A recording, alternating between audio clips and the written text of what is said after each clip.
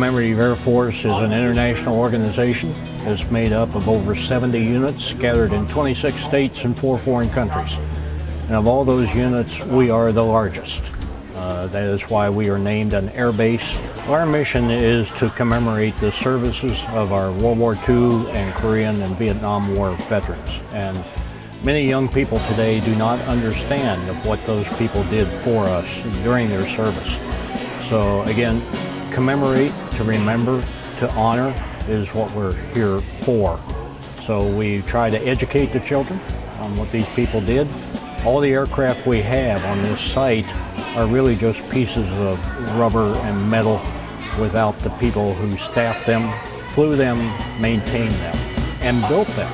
That's very important. You see that engine over there? That's one of the engines from this big bomber.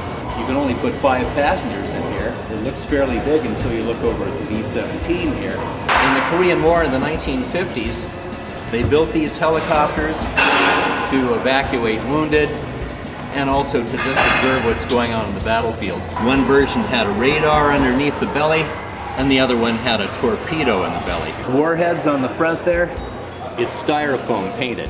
It looks great. They look absolutely real. Anybody know what the temperature is at 25,000 feet? Cold. Darn cold. About 30 below zero. You come down, make your way through the bomb bay. There's a very narrow catwalk. It's well guarded, it's safe, but it's a narrow catwalk. Be careful. You're going through the bomb bay. You'll see the 500-pound bombs on each side of you.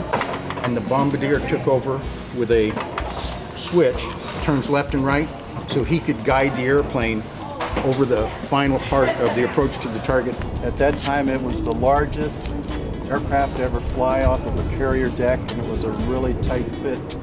This is the bomb aimer's window here. Does anybody know what this little window is for? This window would fog over. So the bombardier was supposed to open that out, stick his arm out, and scrape the ice off the window. Oh, awesome! That was interesting. We were contacted by Council Member Dr. David Luna with a question about educating children. And I told him at the time that yes, we would be very pleased to have children's tours here. And this is the first large tour that we've had in some time. There's approximately 80 children here.